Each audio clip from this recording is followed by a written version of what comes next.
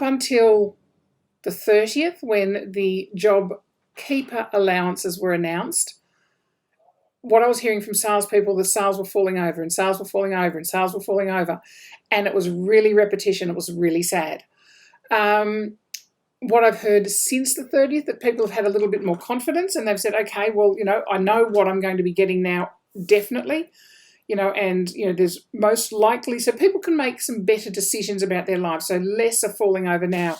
But I still think there's obviously being an impact on the sales market here. Some agents are saying that, it's still strong. Some are saying it's not strong. I think that depends very much on the area and the type of property you're selling. I think it also is changing day by day. What we used to look at was quarterly market influences. We're now looking at daily market influences. So, it is having a big impact.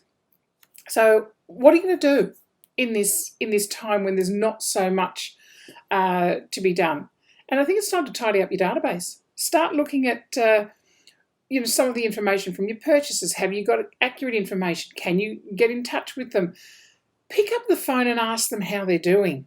Remind you the people that you sold for 6 months ago, that purchased from you 3 months ago, 3 years ago, that you're there. Talk to them about what's happening. Talk to them about, how your family is. Ask them how their family is. Ask them how they're doing. It really means something when somebody just simply picks up the phone and says, hey, how are you doing? Not your business, not anything else, just how are you doing? It makes the biggest impact on how you're actually feeling with this. So, guys, I would take the time to clean up your database on all different levels.